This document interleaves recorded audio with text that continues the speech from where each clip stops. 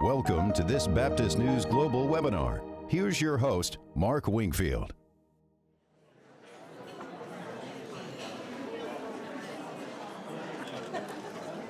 All right, hello everyone and welcome.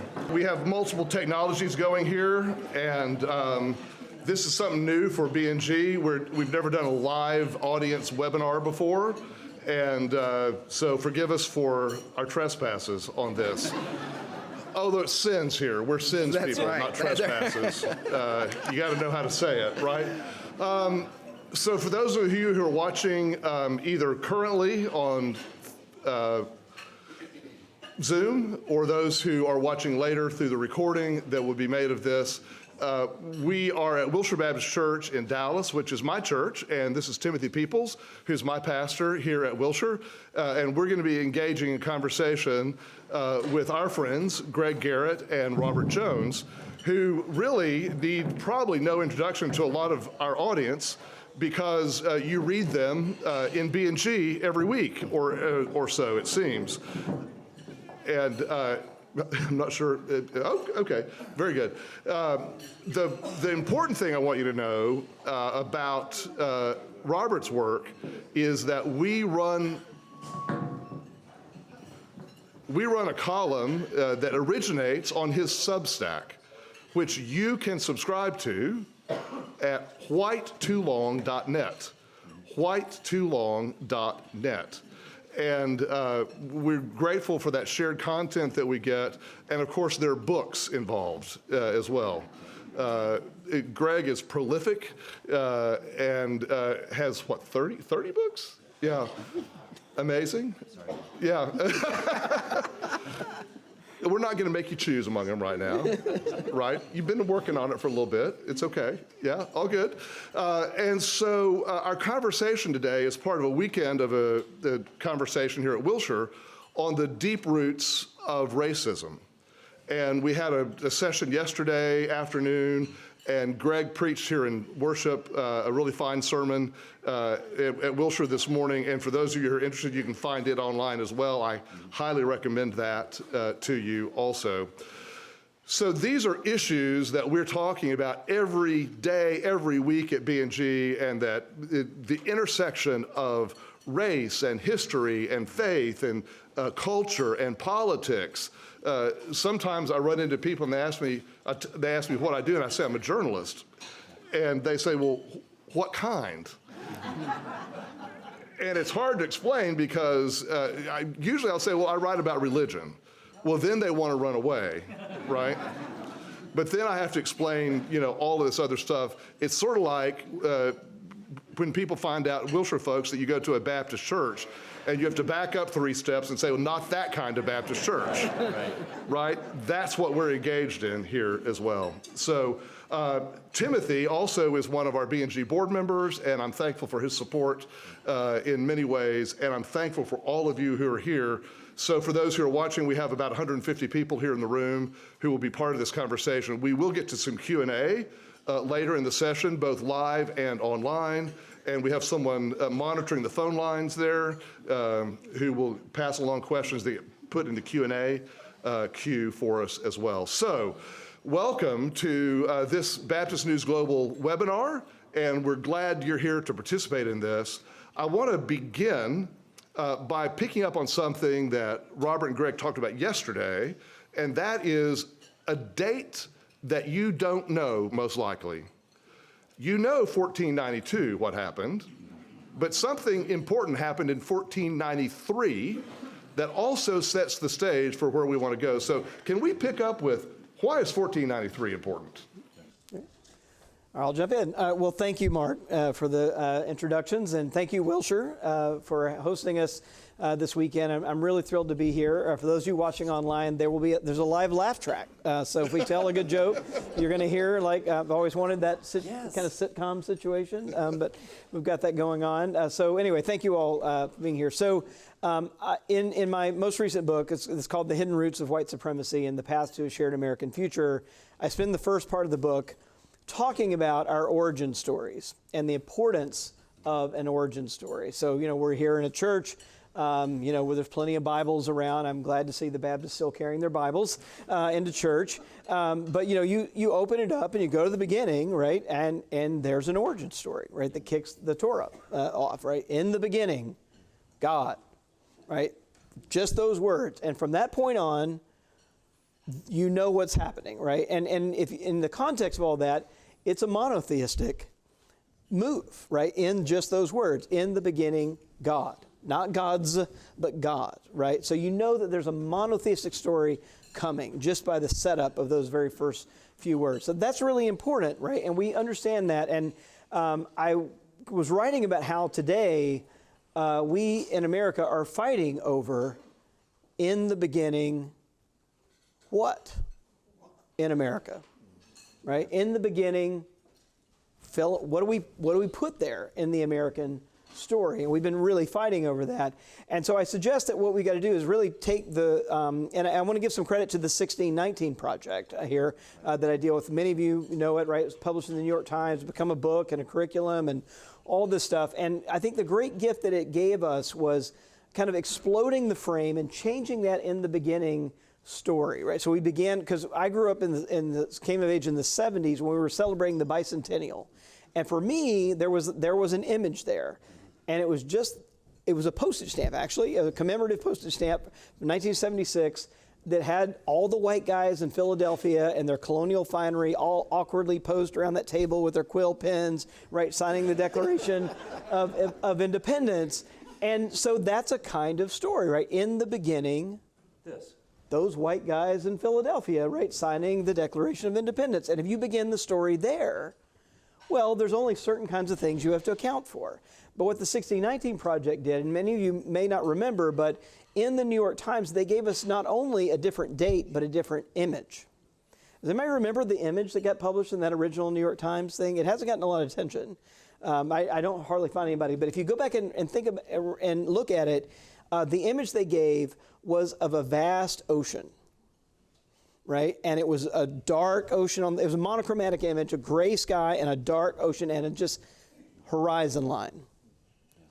So if we say in the beginning for America, that image, right, what do we have to account for? We have to account for the colonial project, and not just the white guys coming from Europe, but the transatlantic slave trade, right? And so we begin there. We have to tell a different story about America. And so in the beginning of the book, I suggest that like a yes and to that move.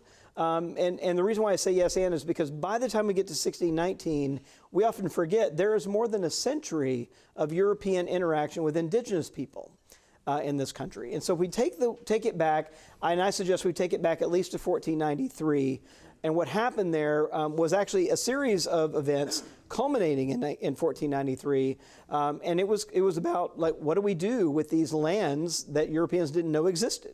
Right, and they asked the Pope in Rome to kind of give them some moral guidance on what white Christians' responsibility were to these people in these lands. And they issued a series of papal bulls, the last one's in 1493, culminating there. And it essentially says, well, are those people Christian? Is the answer to the moral question of what moral obligations do we have to them? And of course, the answer to that is, well, no, right? They're not Christian. And then they said, okay, well, then they are to be considered enemies of Christ. Right? That's literally in the documents from the church. And as enemies of Christ, you have the blessing of the church and the permission of the state to occupy their lands, to take their goods, and it literally spells it out again in this papal document. It says, and to submit them to perpetual slavery. Right, from the head of the Western Christian Church at the time. So I suggest if we sort of go back there and we take in the beginning that document, we have to tell not only a different story about America, but a different story about Christianity in this country. Yeah. And when we think about race, there are some origin stories around that as well, because race is a human construct. I mean, if you look back at more ancient history, people would talk about these people came from this place, but nobody talked about skin color. And so in my own research, looking at race and at racist mythology, it's right around the same time that Robbie is talking about, when European powers begin taking people from Africa and enslaving them. So right around the time of Henry the Navigator from Portugal. Because if you're going to take people into perpetual slavery, into chattel slavery, you have to come up with a justification for that if you're going to sleep at night. And so what they began doing, we've got the papal bulls that are dealing with that, but we've also got them beginning to create myths about the continent of Africa and about the people who live there. And so that's an origin story for us on race as well. And it gets carried over from, I mean, Portugal, nobody thinks about that. We're talking 15th century with that as well. And that's why, as we talked about yesterday, I mean, one of the things that both of us love so much about James Baldwin is his insistence on knowing your history, knowing it, acknowledging it, and then you can begin to repair it. But I mean, this makes perfect sense. If you don't acknowledge your history, or if you deny your history, it doesn't need fixing. You just, cruise on down the highway, being happy and white. You want to say anything on that? No, I was just going to say, yeah, that's nice to be happy and white.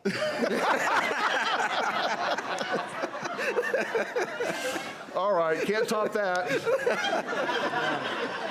We can just wrap right there. Yeah, there you go. All right, be content, y'all. So just to muddy the waters a little bit, and we talked about this in my Sunday school class this morning, you quoted Genesis. And we can go back to the beginning of the biblical narrative, and we've got problems that are sort of inflicted on us. There's no mention in the creation story of race, of class, of any distinction there. And yet, as the history moves on, we see God calls out the children of Israel to be apart from everyone else, and we've got to reckon with that. And yet, the entirety of Scripture, from Genesis to Revelation, speaks of God's all-encompassing love for all people. Yeah. This predates America, this problem. And so one of my questions to y'all is, how is this just part of the human condition, right? It seems to me this is inherent in being human. Yeah, there's this us and this dynamic that is easy. Because it's like, here's our people, and there's those people. So there's the Greeks and there's the barbarians. And a lot of indigenous people, basically their name is us. So like what we call the Cheyenne or the Sisistas, it's just us people.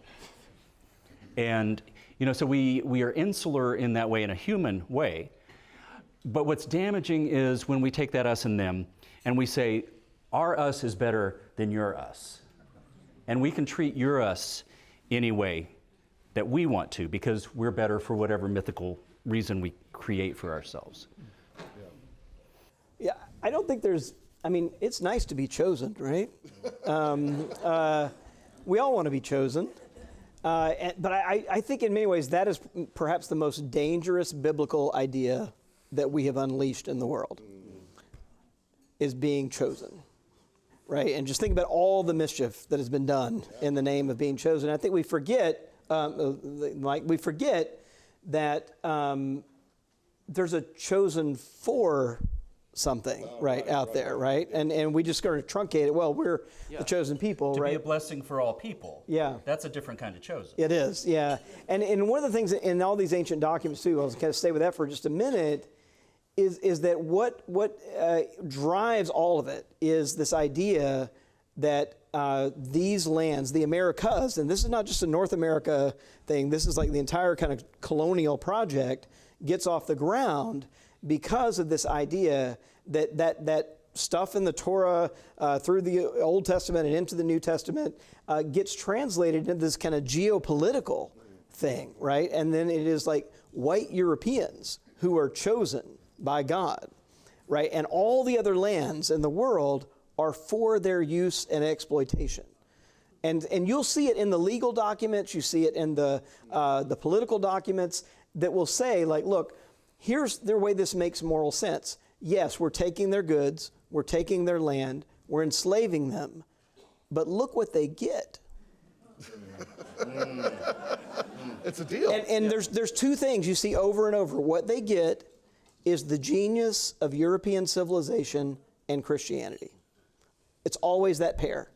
That balances the scales. It more than balances the scales and the kind of moral logic that gets off the ground. But part of that too is they only get a half, I can't say the other word, piece of Christianity, right? Because they're not allowed to get baptized because that means that they're free if they get baptized, right? So because they're actual brothers and sisters in Christ. Right, right. So they only get, we're still back to that compromise, this 3/5 compromise. And their humanity and their even spirituality is so piecemealed together, even by taking on this white European religion and then making it their own, going back to, taking origin stories, to taking how they're using their own tribes to create their own religious experience into it. But what they're getting still, when we look at it right now, we're like, yeah, that's not fair. But how do we reconcile a Christianity that we are still holding near and dear to, and looking at the numbers now that people of color, this same Christianity is spiked up more, right? It is dropped in more white spaces, and it is went up. And how do we reconcile that of the same text, the same spirituality that they still only got a piece of? Yeah. That's a great question. One of the things that is really interesting to me, Robbie was talking yesterday about, America's slaveholding religion. Frederick Douglass, toward, the end of the autobiography. And he says, basically he's like, the actual Jesus is pretty great, but this American slaveholding religion, is an abomination. And I remember something that I heard Kelly Brown Douglas say at a program we were doing at the Washington National Cathedral. She said the enslaved people were given Christianity, but they weren't given Jesus.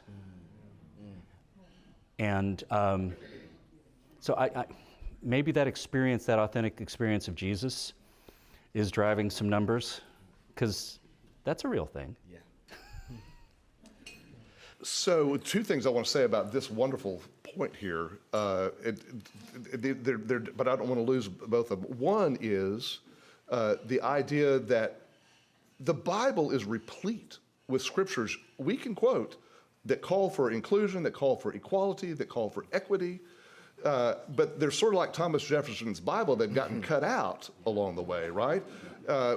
We just conveniently ignore these things in light of, being chosen or whatever. And that it seems history is a lot. But the other thing, and I'll just tee both of these up, is Timothy's talking about demographic change. And we were talking a few minutes ago, in the United States at least, we've known for decades this change is coming. Like the demographers could tell us 30 years ago what was going to happen because you can track birth rates and all these things, right? So the Bible has not suddenly become woke, and the population is not just out of nowhere turned, majority minority. So are we just not paying attention, or, how do we explain all this? Yeah. Well, I'll jump in. So the Bible.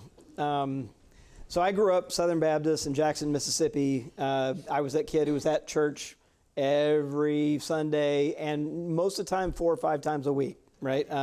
That was my upbringing. I was active in the youth group. I went to Mississippi College. I went to Southwestern Baptist Theological Seminary right down the road. So I drank deeply at this well, and the Bible was always at the center of all of that. That Bible that I was taught, those verses that I memorized, gave me virtually no leverage on thinking about racial justice issues. And as I've kind of studied more about kind of the abolitionist movement and kind of particularly 19th century arguments and 18th century arguments around slavery, what's notable is that the enslavers were convinced they had the better case, the better biblical case, right? They could cite chapter and verse, right? And the abolitionists were having to make the more abstract arguments about equality and love and imago Dei. They were having to kind of make a theological argument while the enslavers were quoting chapter and verse, right?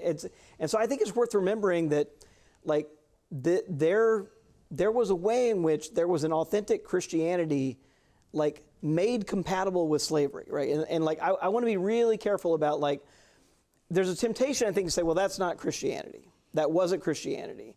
But, like, I want to bring it a little closer to home, right? And say, no, like, you know, many of us in here descended from Southern Baptists, right?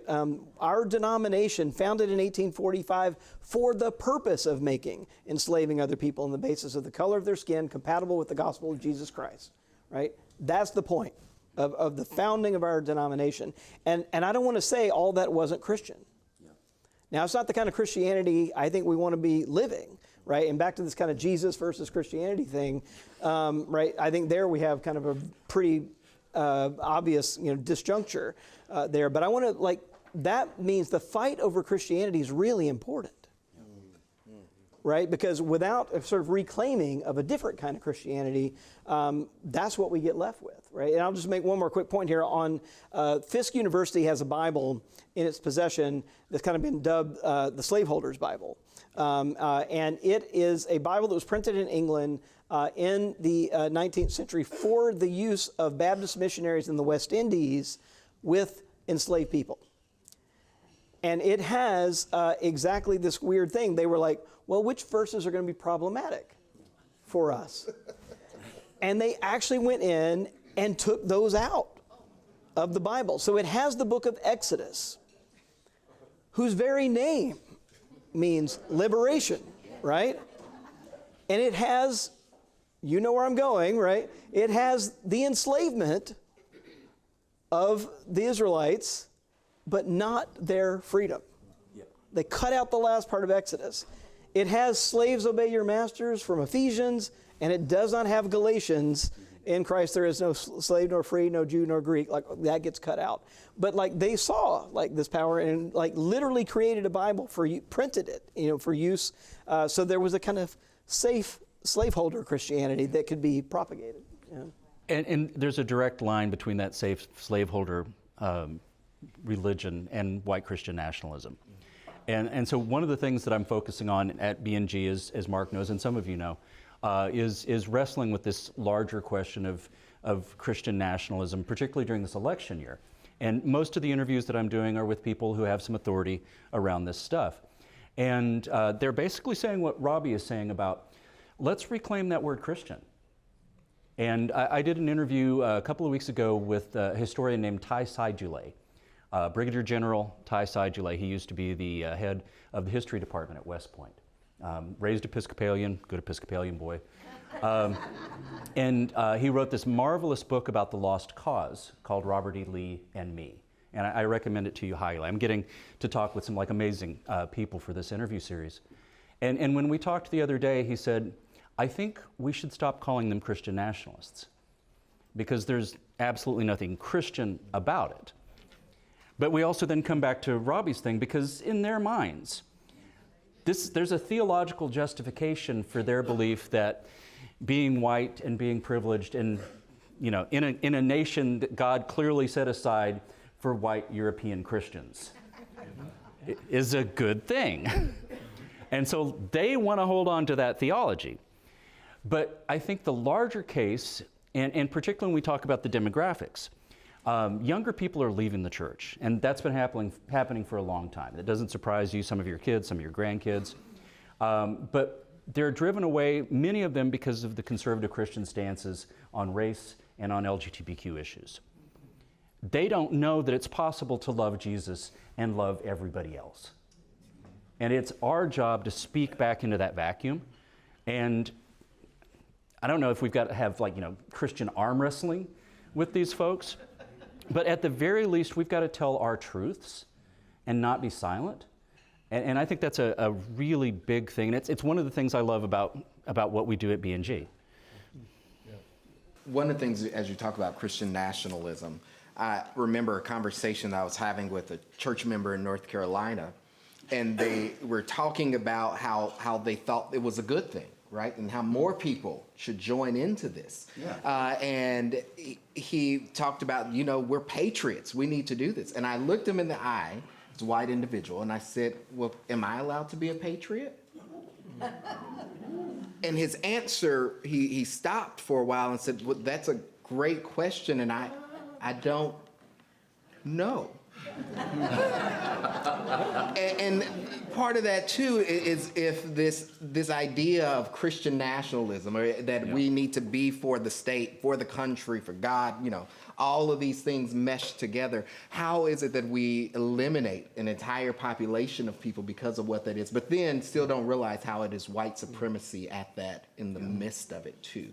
That the draping of a flag, that the flag doesn't mean the same thing to me as it means to so many other people. Right? Yeah. Let me tell that story from France real quick, and then you can jump. So Robbie and I did some events at the cathedral in Paris during Advent. And one day I had gone to the Galeries Lafayette, which is this like super bougie shopping mall, to do some Christmas shopping for my girls. And as I was walking through the square, there were a lot of political advertisements up there. And I think you probably know, if you're reading any news, that there is a right-wing movement in a number of nations in Europe. There's a right-wing movement, a fascistic movement in France. And so that party had a poster up. And in French, the motto was, "Save our civilization." And so Robbie and I talked about that on a Sunday morning forum at the cathedral. And do you want to remember what you said? You might. I don't know. I've been. So. Because I want to give credit where credit is due. Robbie said that whenever you see that phrase, our civilization, or our country, or our nation, it is a white supremacist tell. And once you start to realize that, you're like, oh, every time I see that, and they're excluding you, they're excluding everybody who doesn't fit their very narrow idea of our. And I'll just add one quick thing on this point. It's easy, I think, if we hear the term white Christian nationalism, just to kind of go, oh, like that's out there, right, somewhere. It's out on the fringe. Where'd that come from? But it's important to remember, it is deep, deep in the DNA of American culture. And we, who look like us, we're the ones who put it there, right? Our ancestors did, right? And so all the terms that we grew up hearing, manifest destiny. That's white Christian nationalism. A city set on a hill. Unless you're just reading it right out of the New Testament, but if it's through John Winthrop, that is white Christian nationalism, right? It is an explicit claim to European chosenness to these lands because of the superiority of European civilization and Christian religion, right? That's what's behind all that stuff. So it is the version of Christianity that landed on these shores prior to the nation ever coming into being. So, we kind of hear all this, it's like, it sounds so fringy, but they've actually got a centuries-long claim, right, that they're trying to make good on today. And I think we kind of remember that's what the struggle is, right, that there is this long tail of that idea that they're tapping. It's not illegitimate in the terms of American culture. It's been there before there was a country. And so if we're going to do something different, right, we're going to proclaim a different in the beginning story and a different idea, both in terms of our faith and in terms of pluralism, right, and diversity in the country. So I'd like to pick up on this and maybe put Timothy on the spot first on this, and then go down the line. There's in the harmonic convergence that we're having in culture today, we have layer on layer of this. We have race, we have gender. I mean, look at the Southern Baptist Convention fighting over women, like to the death. We have immigration. We have politics. I mean, we have health, science versus faith, and there's just so many layers of exclusion and be like us. Mm-hmm. How are those part of the same root of the same tree, right? Or are they, right? Are these different problems, or is it the same problem? You don't have to go first if you don't want to. Thank you. I'm gonna let them Take go it away. first. Greg, you ready? I got something in the chamber for this. Okay. The lowest common denominator for all of these is white supremacy. It is all about preserving our power, our culture, for our people. Let's not give people books that speak against our origin myth. Let's not teach our kids something that speaks against our origin myth. Let's certainly not include anybody that wasn't included in our origin myth. And so ultimately it comes down to, and Mark, you were asking earlier, it's like, how come they didn't see this coming? The demographic, but you can see it coming and still think, well, we're invincible. We've always been invincible. We have always had the power, we've always had the privilege, we always will. And so one of the interviews that I did earlier this year was with Tim Alberta, who wrote this magnificent book, where he took a look at, white Christian nationalism and what's going on with it. And it does really feel like it is white people who are reacting to all the obvious and many good changes that are taking place in our culture, but not wanting to give up their freedom, not wanting to give up, their ability to be masters of the universe. And I forget who Tim quoted, but he said, this is an aging movement. Please God, may that be true. And he said, these are the death throes. But when I read that in Tim's book, I thought, I got stung by a scorpion recently. And a dying scorpion can still do a whole lot of damage before it goes. Yeah, indeed. You mentioned an aging movement, and for me, sadly, it doesn't seem that way.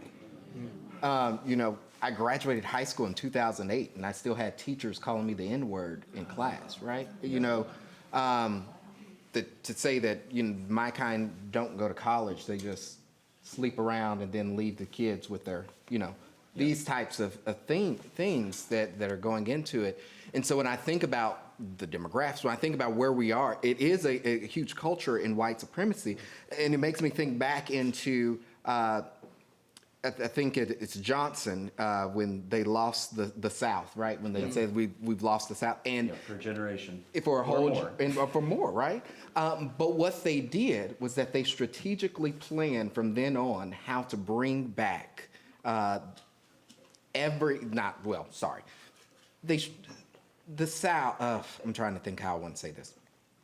There had been strategic plans in building up white supremacy to get us to where we are. Yeah. As you said, centuries and centuries, but throughout how we've seen that, that we've seen the welfare queen, right? And realizing that it was only $500 to $1,000 that ever was left, but we know that narrative as these are people all over, and it actually wasn't a thing, right?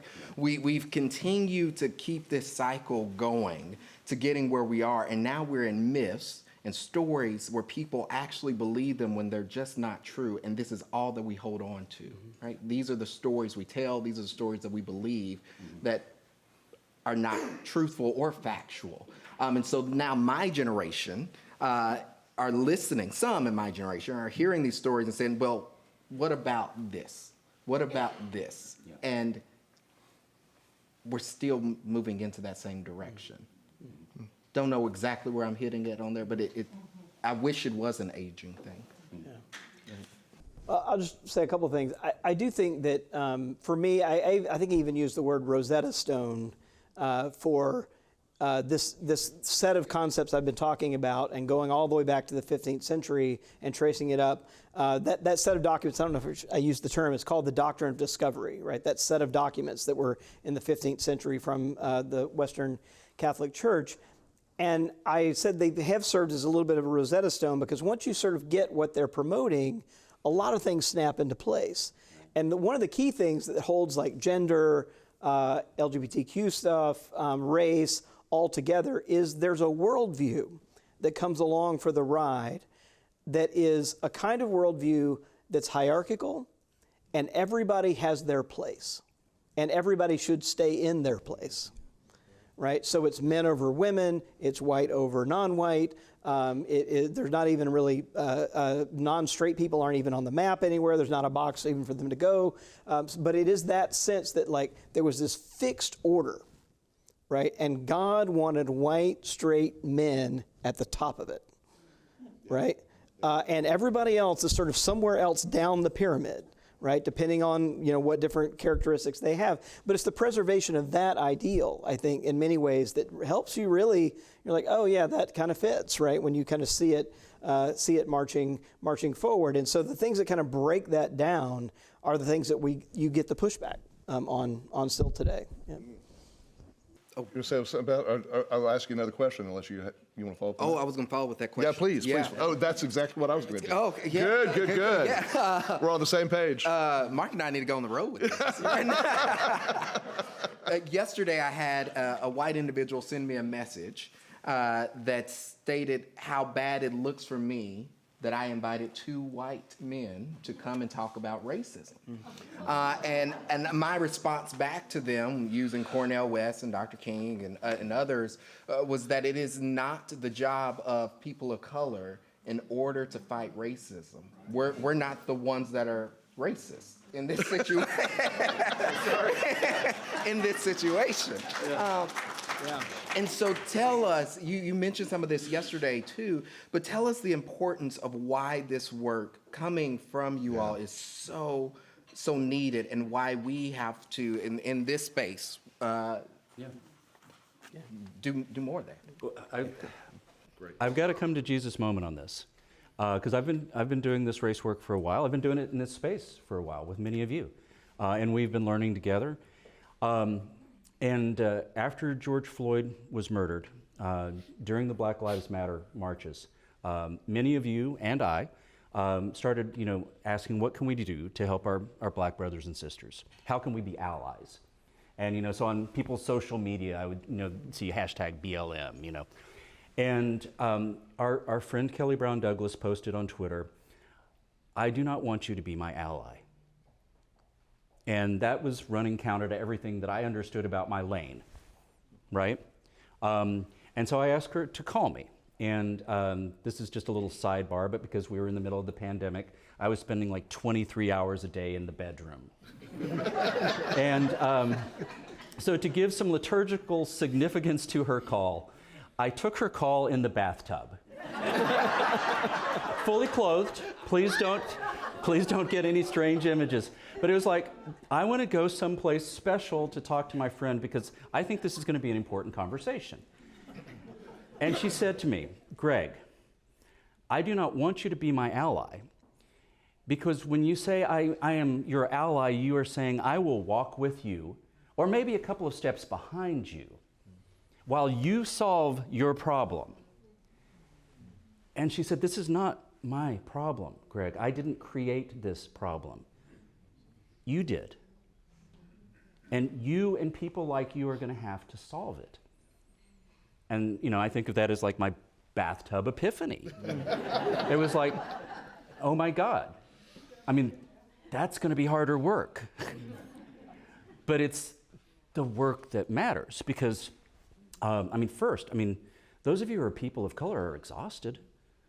My friend Anthony Reddy, who you met last fall, has said to me, it is exhausting to get up and walk around in a black body all day. And I just said, okay, then we are called to step up and do this work. And this is not how I expected to spend my declining years, but it's clearly the God call. And whenever Robbie and I go out and do this, we're just white people trying to do this work that white people should be doing. Well, thank you. Well, I don't have a bathtub story, but well, get one. Yeah. But I will say this: if there was anything I was taught growing up in my Southern Baptist church, it was that you were to be a witness to the world. Your job is to testify to the truth, and the truth will set you free. We sang anthems about that. We heard that. I don't think this is what my pastor had in mind. I'll say, but I think it's what the Spirit had in mind. when I was taught that and deep. And I think it is our responsibility, right? It is, we've been the beneficiaries of this. We have been the perpetrators of this. And I think being willing to sort of just tell our story, right? And I told a story yesterday, that in the previous book I wrote that's called White Too Long, it's part memoir, and I'm trying to tell the story of my family, right? My Southern Baptist family that goes back 6 generations to Macon, Georgia. Like my siblings and I are the first on both sides of my family in 6 generations not to live in either Twiggs County or Bibb County, Georgia, right? So I've got the family Bible from 1815, right? Back from the settlers that came from Virginia down to Georgia, right? And we got there because we took the land from the Cherokee, right? After they had been forcibly shipped off to Oklahoma, right? And we got 200 acres of free land because we were white and Christian, right? And then there's an estate settlement from the same year that has 4 enslaved people by name listed as property of that same family that I have the family Bible from, right? A woman named Naomi at $450. Bird, a boy, at $150, right? And then it goes on to a feather bed, a bay mare, right? In that thing, it made up 70%. The human beings made up 70% of their assets, right? From my family back, and they weren't rich. They weren't the Gone with the Wind crowd. They were like $50,000. If you translated the estate settlement to today, all their earthly goods were worth $50,000 in today's funds. So this was not the wealthy class, right? And yet, right, that's how it worked. And so, like, one thing, I'll wrap this with this idea that, we heard a lot, I think, from liberal, well-meaning kind of white Protestants, in particular, the National Council of Churches crowd throughout the 20th century, that we needed to solve some problems, right? And they often got dubbed earlier the Indian problem. How are we going to solve the Indian problem? Yeah. Then it became, how are we going to solve the Negro problem? Right, and this was like from the liberal side of white Christianity, right, talking about these things. But there's one conclusion, like I kind of came to, is that, if we look upstream from the so-called Negro problem, the so-called Indian problem, the problem that like we today have got to solve is the white Christian problem. So. Thank you. I'm going to just briefly one-up your origin stories because the first president of the Jamestown colony who came with the folks over was Edward Mariah Wingfield. Mm-hmm. Wow. Yeah. So it's my fault. I got a lot of atoning to do, apparently. Okay, I'm going to ask one more question, and then we're going to come to some questions from the audience and online. For those of you who are watching, if you want to put a question in the queue, we'll get to it, and then we'll do this for a few minutes.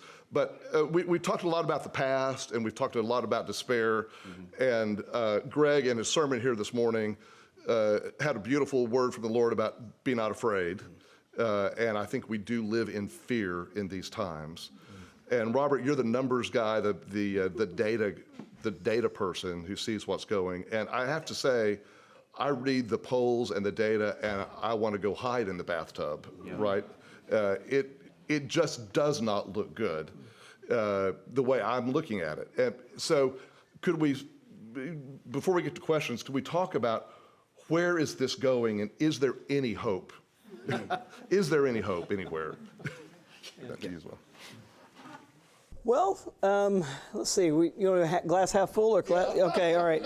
We'll go glass half full. But no, I seriously, I think we hear a lot about polarization, right, in the country, the divisions in the country. It is obviously true. We are divided. But I think what we miss is that it's an illusion that we are a 50-50 divided country. Like, that's not what's going on at all. Right.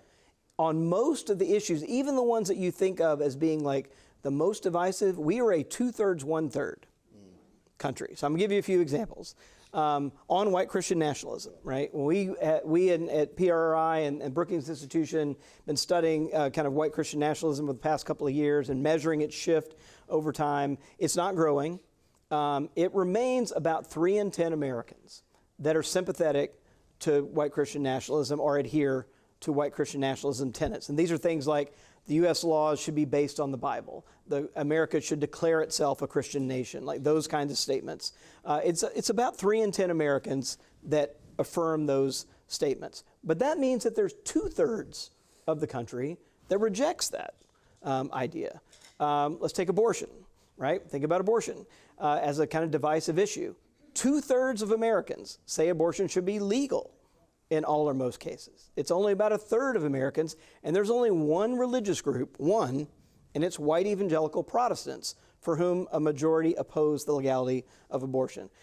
Marriage equality, right? Nearly 7 in 10 Americans today support marriage equality in the country. Again, it's only about like 3 in 10 that are opposed. Again, it's only one group in the country, even among religious groups today, only one group, white evangelical Protestants, that are majority opposed to marriage equality today. Immigration, right? If you ask about even a path to citizenship, right, for immigrants who are in the country undocumented, it's 6 in 10 Americans that say we should provide a path to citizenship for those people who are here, right?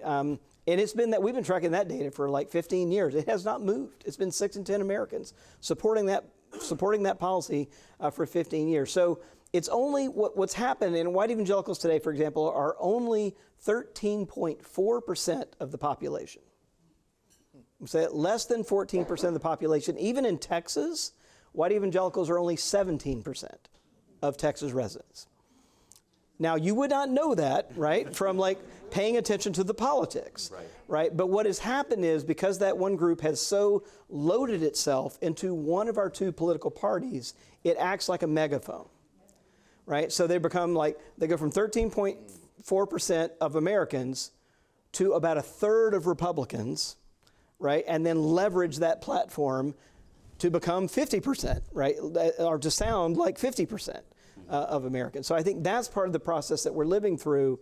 And, this election is actually not going to be close, I don't think. Right? The last election, Biden won by like 9-10 million votes, right? Super close in the Electoral College, but not close at all in the general election. So again, the Electoral College is like a distortion field, right, for kind of making it look a lot closer than it in fact is. So when I find some hope, it's like, 2/3 of the country is embracing a pluralistic, diverse democracy, right? With freedom of religion, like that's 2/3 of the country, but it is a very loud and committed 1/3 of the country that is trying to hold us back from that vision. So, wow, well, that gives some hope. Yeah. Okay. You know what? Thank you for that. That's the dose of sunshine we needed right now.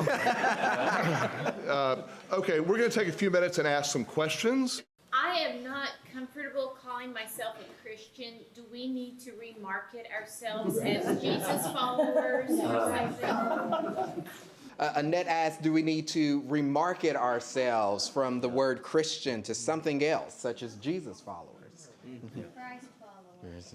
Yeah, I mean, I have that sense of discomfort as well. When I tell people I'm a Christian theologian, and they leap to a certain set of assumptions about me because I'm white, that I must be one of the people that we're talking about. It's the thing that you all deal with here that are members of Wilshire, not that kind of Baptist. I think rather than rebranding, because we do have 2,000 years of history with this, I think we've got to go back and tell our origin stories better. I mean, so it's third Sunday of Easter. One of the things that I tried to do in the sermon this morning was to say, this is who we are. Not this, not those scared people who raised me in a Baptist tradition, but those courageous apostles who are going to create this compassionate church in Jerusalem, and most of them are going to give their lives for this. Those people who are hiding behind locked doors in the lessons we see over Easter. So that for me is a big thing. I am hearing this also in a lot of these interviews. It's just like, if you're a person of faith, tell your truth, live your truth, let people see it in your life, that there is an option. There is another option. And some of us who were raised Southern Baptist never found another option. So you know people who didn't find a Wilshire, or who didn't walk into a historically African American Episcopal church in Austin, Texas, and get rescued. That word rescue kind of resonates. I think there's a lot of rescue that grows out of Easter. I see a lot of people nodding their heads and agreeing with what's said, but I wonder if perhaps there should be more of a concrete, real thing to do here rather than just say good things. And I wonder how many of these folks, if we had a line on our, specifically to Timothy and Mark, if we had a line on our envelope, our offering envelope that said reparations, how many people will put money in it? Okay, let me repeat this question. It's a great one. The question is, you're an old school Southern Baptist, if you know about the 7-point record system. We've come from that. Yeah, so the question is, everyone here is nodding their head to what's being said, but how willing are we to actually do something about it and not just be in agreement about it? And the suggestion was made, what if on our offering envelopes there was a line for reparations? Would you give anything to it? Yes. I'm ready to put it on the envelope. These student loans getting me. All right. We won't leave Reverend Peoples on the hot seat on this one. So I'll jump in. So here's the thing. Whenever we have had a serious conversation about reparations gets started, it gets derailed pretty quickly. And often gets derailed on kind of technicalities. Like, well, how would we know who to compensate? How do we know how much is enough? Right? And just technicalities, like how would it be administered? Who would administer it, right? Who would be on the board? Like all of that kind of stuff. And I said this yesterday, but I think one of the things that has so sunk into me is like, well, of course it's complicated, right? I mean, like, how could it not be, given our history?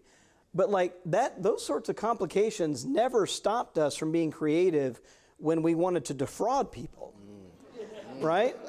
It never stopped us from being creative when we wanted to steal land from indigenous people.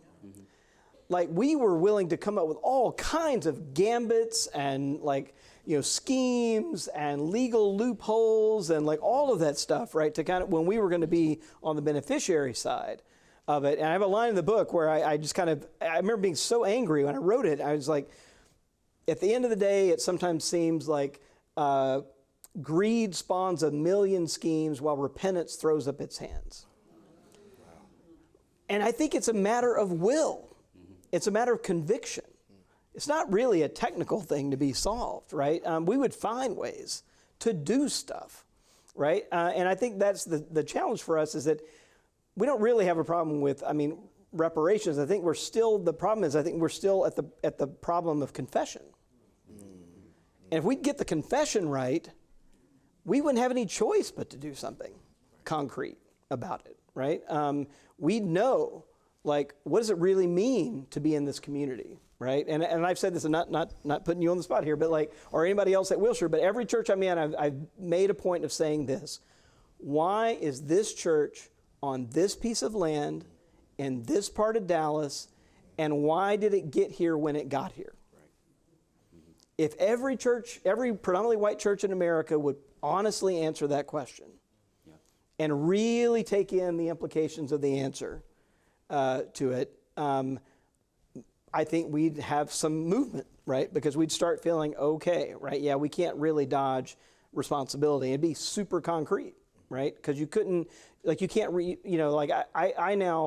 I was telling Greg, like, one of the, I'll close with this comment, but one of the things that this work has done for me is that whenever I go to a new city or look at a map, it reads like a crime scene to me now.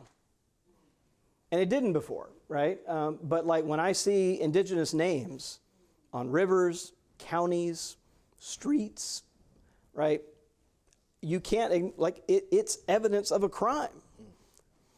You know, and when you sort of like look at a map and that great The Color of Law, Rothstein's book, and Dallas is no different than every other major city in the country. Like LA, New York, Detroit, you can still see the legacy of redlining, right? And every major city in the country, right?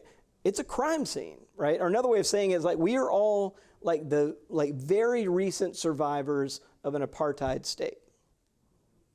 And if we started seeing ourselves that way, right, with complicity in setting up and perpetuating that apartheid state, like things like reparations and what can we do concretely would start getting, well, they start getting a little uncomfortable because they'd be very close to home, but they'd be kind of unavoidable, I think, as well. So. Okay. Yeah.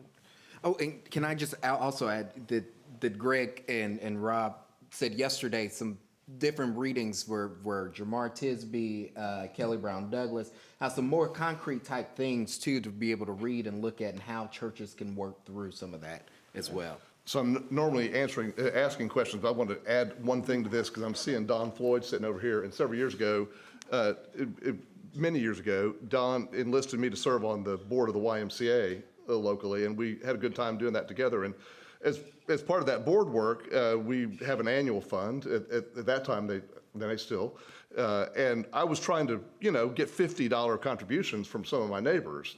This was not high dollar rolling here, right? As a board member, and one of my neighbors, who I know pretty well, still know, I just made the little pitch, and I got response with like 12 questions of things I needed explained about how that $50 was going to be used at the YMCA because they were suspicious about whether they wanted to do that or not.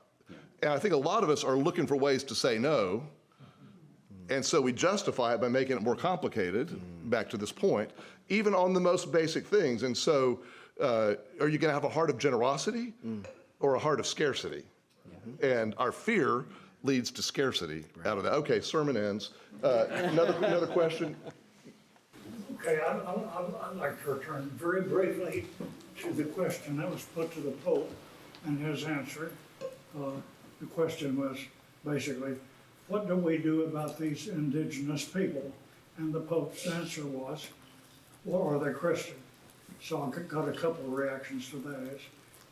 In that answer, the Pope was protecting his brand. Yeah. That's a very elemental observation. Yes. Pope was protecting his brand. The other reflection on it is, could there have been any other answer? Because the Pope was surely aware of what would sell, And that gets us into a possible alternate answer he might have given. Well, these people have been looking after this land for hundreds of years and making it available to you. So, did they do a good job? Okay, so the question is back to this, the edict from the Pope. The question, are these people Christian? And could the Pope have actually realistically given a different answer? Well, we mentioned Jamar Tisby yesterday in his book, The Color of Compromise. And in our interview with him for BNG a few weeks ago, I mentioned yesterday that Jamar says things didn't have to be the way they were. Like there have been all of these, moments in history where things could have been different, where a different answer could have been given. And it's important to recognize this. And the place that I came to, a place of hope for me, was to recognize that maybe this is one of those times when things could be different, where we could give a different answer. My interest is around this topic of the data, okay, and the 2/3, 1/3, and the palpable fear that we talk about, and anxiety. I'm a physician, retired, so I have a deep concern about the somewhat of an epidemic, so to speak, of anxiety, depression across multiple generations, including mine, and then my children. And we heard a comment from a woman at the end whose daughter called crying. Yeah. It broke my heart, right? So, given the data, 2/3, 1/3, where's the anxiety coming from? So let me recast just restate the question. I'm going to recast it. It is, given the 2/3, 1/3 we talked about, really where is the anxiety coming from in that? And that's the gist of it. Well, I give another statistic. If you want to explain kind of the partisan politics in the country since Reagan, I could sum it up to you pretty quickly. White Christians have voted Republican since Reagan in every election. No one more than white evangelical Protestants, right? What's going on there? Like my grandparents down in Middle Georgia were Democrats. Right. Right? That's true in Texas too, right? You go back how far do you have to go back? You have to go back before 1964. So what happened in 1964? It was not Roe v. Wade. It was the Civil Rights Movement. It was the Voting Rights Act and the Civil Rights Act right behind it, 64, 65. And what you can see in the data is a great, like we talk about like white flight from kind of, inner city to suburbs during this time. There was a great white flight from the Democratic Party to the Republican Party that culminates in Reagan. It takes about 15 years for people would cross vote. They would vote like Democrat locally and Republican. They would cross vote, and then finally they figured out, oh, I'm a Republican by Reagan. And then the switch really happened. And there's a great book called The Rise of the Republican South, written by Merlin Earl Black. One of them is down at Rice University, a political scientist. Great book kind of tracing this history. And so there's been a kind of like, that flight basically meant that then the Republican Party today, for example, is 70% white and Christian, self-identified Republicans in a country that is 42% white and Christian. The Democratic Party is about a little more than a quarter white and Christian. So we have this kind of ethno-religious identity that is melded together with partisan identity, right? That has created a really powerful form of tribalism in the country. So, ethnicity, religion, these are very visceral kinds of identities that people hold on to. And so I think the fear, and then you connect that to this history we've been talking about, for people who really did believe that America was a promised land for European Christians. And then we get a black president in 2008, and during the time we have a black president, the country actually moves from being a majority white Christian country to one that's no longer a majority white Christian country during his presidency. Yeah. Right, and that sets off a kind of like, tongue in cheek sometimes called the Great White Christian Freakout, right? Happens as a result of that, right? And again, you can just trace this thing. And it's worth noting that until it's not that long ago, 2008, the country was still majority speaking majority white and Christian. 54% white and Christian in 2008. It's 42%. Today, and that slide happened. And one last thing to kind of put an exclamation point on this is that we focus a lot on just race, right, as the thing. But in America, it has never just been about race. It's always been about white Christianity. And the proof of that, right, is kind of the Know Nothing Party, which people still don't know much about, but went into but that leads into the KKK. Its first incarnation, its second incarnation. And if you think about what were they defending? Now we think about them as an anti-black organization, burning crosses, right, and civil rights workers and lynching people, and they're black people in that image. But that's not that wasn't their positive agenda. If you go back and look at their recruiting materials, their positive agenda was protecting a white Anglo-Saxon Protestant Christian country.